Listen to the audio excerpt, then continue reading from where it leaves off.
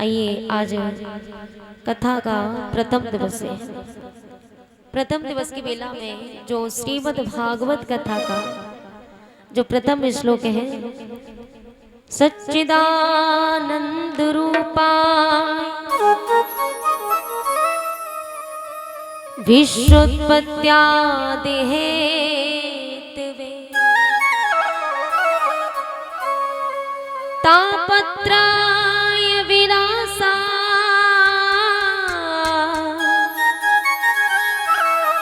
श्री कृष्णाय वयं नुमः।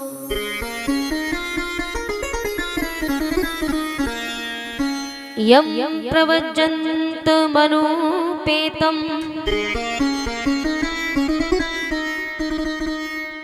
पेतकृत्यं द्वैपायनो विरहकातर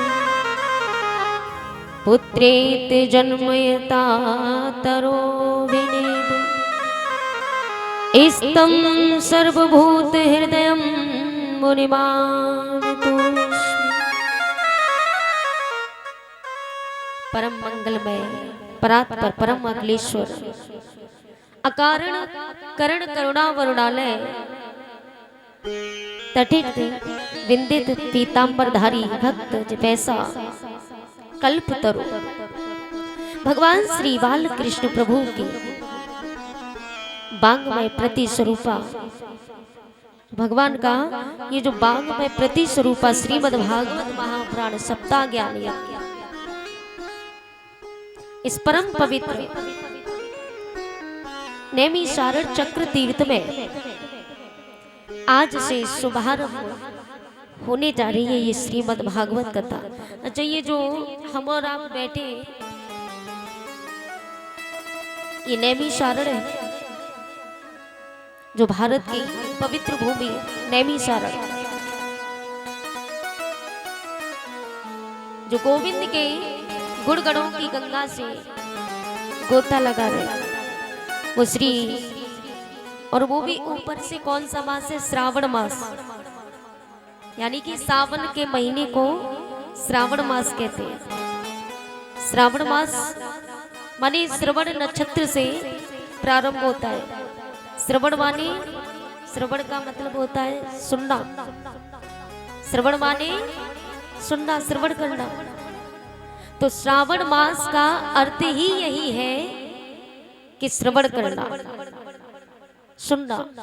तो श्रावण के मास में कथा का करवाना और सुनना बड़ा ही महत्व है और बड़ा ही पुण्य मुहूर्त होता है जो श्रावण के मास में, श्रावण के महीने में हम कथा को करवाते, श्रवण करते। गौकड़ जी ने पहली कथा धुंधकारी को सुनाई थी आषाढ़ मास में। जब गौकड़ जी ने धुंधकारी को कथा श्रवण कराई तो वो आषाढ़ का मास था। आषाढ़ मास में कथा श्रवण कराई और जब सारे भक्त समुदाय ने निवेदन किया, बोले महाराज हम भी आपके भैया, आपके भाई का तो उद्धार हो गया, हम भी तो आपके भैया हैं, निवेदन करते आप हमारा भी उद्धार कीजिए। तो दूसरी कथा जब दोबारा गौकड़ जी ने सुनाई तो वो श्रावण मास था और वो भी ऊपर से शुक्ल पक्ष। तो ये श्रावण मास है, ये तो सब सौभाग्य की बात है। उस पर भी ये पुरुषोत्तम मास, श्रावण मास को पुरुषोत्तम मास भी कहते हैं महाराज, क्योंकि ये सौभाग्य की बात है कि इस पुरुषोत्तम मास है। पुरुषोत्तम किसे कहते हैं? भगवान श्री राम को। तो ये कौन सा महीना चल रहा है? पुरुषोत्तम श्री राम का बहुत सुंदर महीना है और इस महीने में कथा करवाना, सुनना अधिक ही लाभदायक है, बहुत पुनीत की होती है, जिसको हम अधिक मास भी कहते हैं। पुरुषोत्तम मास माने श्रावण मास को हम अधिक मास भी कहते हैं, पुरुषोत्तम मास भी कहते हैं और श्रावण मास भी कहते हैं। ग्रह नक्षत्र गणानुसार जो अतिरिक्त समय हो जाता है, तो 3 वर्ष में जो अतिरिक्त समय इकट्ठा होता है, 3 वर्ष में अतिरिक्त समय जो इकट्ठा होता है उससे बनता है अधिक मास। प्रत्येक महीने के कोई ना कोई गुरु होता है, अधिक मास कहते, उसी को मलमास भी कहते। इस अधिक मास का स्वामी बनने को कोई भी तैयार नहीं हुआ। जितने भी महीने होते हैं साल के, उनके हर महीने के कोई ना कोई स्वामी होते हैं, लेकिन ये जो अधिक मास है, जिसको श्रावण मास कहते हैं, जिसको पुरुषोत्तम मास कहते हैं, इसका स्वामी बनने के लिए महाराज कोई तैयार नहीं हुआ। और जब इसका स्वामी बनने को कोई तैयार नहीं हुआ तो भगवान के सामने समस्या आई। भगवान ने कहा क्या बात है? देवताओं ने कहा बात ऐसे ऐसे है कि ये जो अधिक मास है इसका स्वामी बनने को कोई तैयार नहीं होता। बोले महाराज समस्या तो बहुत गंभीर है, क्या किया जाए? भगवान विष्णु ने कहा कोई बात नहीं, जिसका कोई नहीं होता उसका नारायण होता है, हरि होता है। भगवान बोले जिसका कोई स्वामी नहीं उसके हम स्वामी बन जाते हैं, इसलिए हम ही तुम्हारे स्वामी बन जाते हैं। तो अधिक मास के स्वामी भगवान श्री हरि बन गए। पुरुषोत्तम मास भी हम लोग इसको कहते हैं। ये अधिक मास है इसलिए इसे पुरुषोत्तम मास कहा जाता है। इसमें मांगलिक कार्य तो कोई भी नहीं हो सकता महाराज। देखिए सभी ध्यान से सुनेंगे,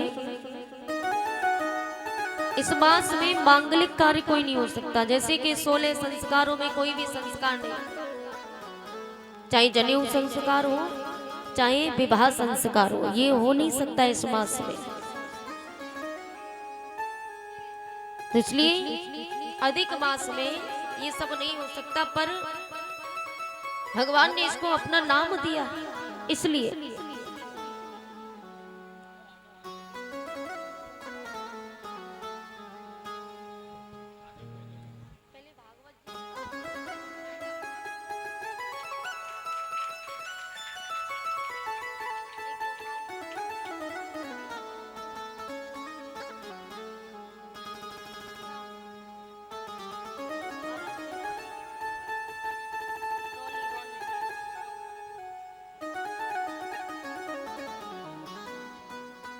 श्री राधे।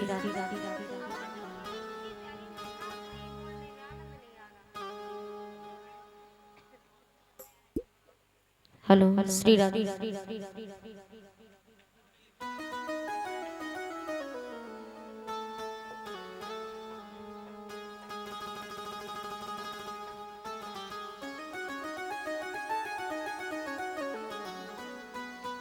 हेलो जय राधे श्री राधे।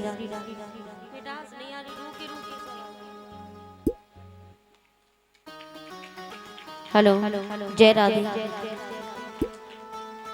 श्री राधे। बोली गोविंद भगवान की।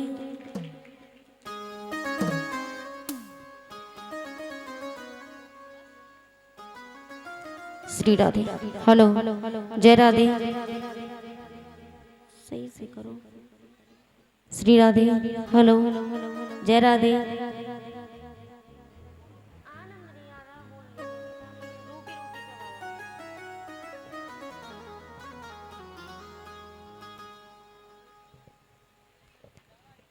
बोली भागवत महापुराण की जय जय श्री राधे श्याम राधे।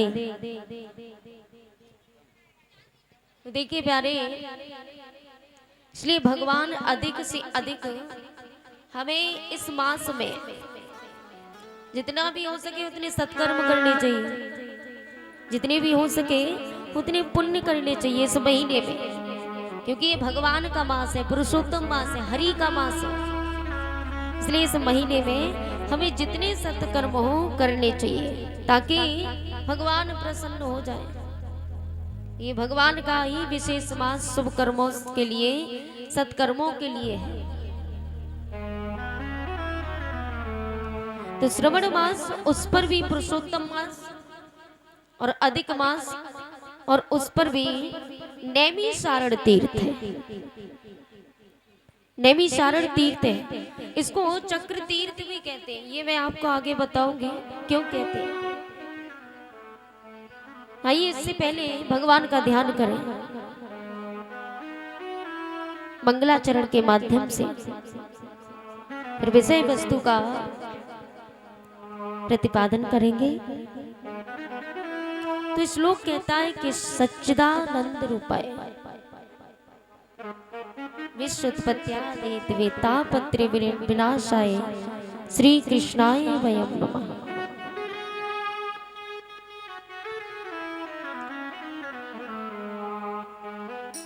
तो श्लोक कहता है श्री कृष्णाय वयं नमः। हम सब मिलकर के श्री कृष्ण के पाद पद्मों में बारंबार नमन करते, प्रणाम करते। भगवान कृष्ण कैसे, पहले उनका स्वरूप और लक्षण बताएंगे, फिर तत्ष लक्षण बतलाया। स्वरूप लक्षण क्या है? सच्चिदानंद रूपा, ये भगवान का स्वरूप है। भगवान सत धन चित धन आनंद धन है। धन का मतलब जानते हो? धन का मतलब धनीभूत, और धनीभूत मतलब होता है ठोस।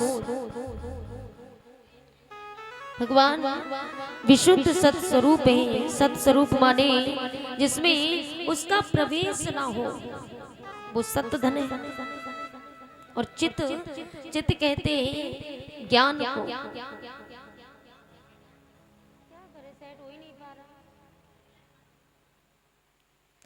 चित्त कहते ज्ञान को।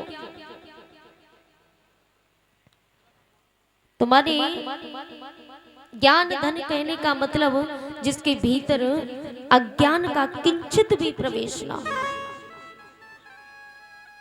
वो ज्ञान धन है, वो चित्त धन है। चित्त माने ज्ञान। तो भगवान आनंद धन है। आनंद धन का मतलब जहां दुख कलेश का कोई प्रवेश ना हो, वो भगवान आनंद सिंधु आनंद धन है। बोली सच्चिदानंद भगवान की।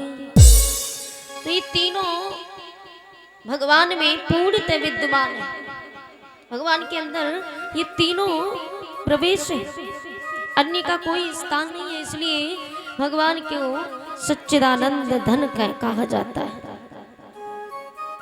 सतचित आनंद धन, ये तो हुआ भगवान का परिचय, भगवान का स्वरूप। लेकिन भगवान करते क्या है? तो तत्ष लक्षण बतलाते हुए कहते हैं विश्वोत्पत्त्यादि हेतवे। ये सारा विश्व उन्हीं से उत्पन्न है। विश्वोत्पत्त्यादि हेतवे, आदि माने विश्वोत्पत्त्यादि। आदि माने क्या होता है? आदि का मतलब उत्पत्ति का मतलब होता है पालन और संहार। आदि शब्द में पालन और संहार दोनों आ जाता है। आदि में पालन भी करना और संहार भी करना, ये आदि शब्द में दोनों आ जाते हैं। दोनों को जो हेतु है, कारण है, ऐसे प्रभु की शरण में जाने से लाभ क्या मिलता है प्यारे? तो बोले तापत्रय विनाशा। ऐसे तीनों प्रकार के तापों का नाश करने वाले प्रभु की शरण में जाने से लाभ क्या मिलता है? तो बोले तापत्र विनाशाय। हम और आप तीनों तापों में तप रहे हैं। तीनों ताप कौन से होते हैं महाराज? आदि भौतिक, आध्यात्मिक, आदि दैविक। ये तीन प्रकार के ताप हैं। दैहिक, दैविक, भौतिक ताप। दैहिक ताप माने शरीर का ताप। अब शरीर का ताप भी दो प्रकार का होता है, एक शारीरिक और एक मानसिक। शारीरिक मान लीजिए कि जैसे हमको कोई भयंकर रोग हो गया, हम पीड़ित हैं, बुखार आ गया, ये भयंकर रोग है, ये शारीरिक परेशानी से हम परेशान हैं। और दूसरा होता है मानसिक। कुछ लोग शरीर से स्वस्थ रहते लेकिन मानसिक कष्ट से परेशान है, मन में कोई ना कोई टेंशन लगा रहता है। मनुष्य कभी सुकून से नहीं रहता, कोई ना कोई भय उसको बना रहेगा। शरीर स्वस्थ सही है, स्वस्थ है, जब स्वास्थ्य सही है तो मानसिक टेंशन लगी रहेगी, और जब मानसिक सही है तो शरीर की मानी कोई ना कोई लगा रहता है। तो मानसिक क्या हो गया कि मन में बहुत टेंशन है, बहुत सारी टेंशन। टेंशन का मतलब भी पता है भैया? टेंशन, टेन माने 10, वेरी गुड। 10 माने 10 और सन माने सूरज। तो भैया जरा विचार कीजिए, हम लोग जो टेंशन करते, अब एक टेंशन से तो पूरी जिंदगी बर्बाद हो जाती है, लेकिन यहाँ 10-10 सन, यानी जो एक सूरज जब निकलता है ना, एक सूरज निकलता है तो मनुष्य उसको तो झेल नहीं पा रहा, छाया ढूंढता फिरता है, उससे बड़ा परेशान है। अरे भैया थोड़ी छाया मिल जाए, लेकिन जो भीतर हमारे 10-10 सूरज उग रहे, तप रहे, इससे मानसिक, इनसे मन तप रहा है। 10-10 सूरज जिसके अंदर तप रहे हो, उसका भैया क्या हाल होगा जो एक सूरज से छाया ढूंढता फिरता है।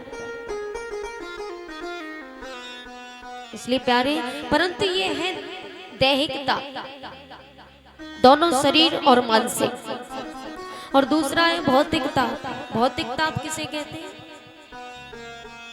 ये हो गया मानसिक और शारीरिक, ये हो गया दैविक ताप। और अब दूसरा कौन सा है? भौतिक ताप। भौतिक ताप माने भूत प्राणियों से, सांप बिच्छू काट ले, शेर भालू हाथी जंगल से घर में घुस आए,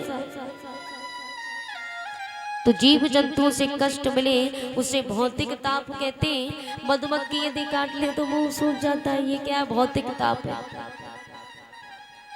और तीसरा है दैविक ताप, माने भूकंप आ गया, घर हिल गया, ओलावृष्टि हो जाए, फसल चौपट हो जाए, बाढ़ आ जाए, ये सब दैविक ताप है। तो इन तीनों ताप में सारे संताप आ जाते तो तापत्रय विनाशाय। इन तीनों प्रकार के तापों का जिनकी चरण में शरण ग्रहण करते ही तत्क्षण निवृत्ति हो जाती है, तीनों ताप समाप्त हो जाते।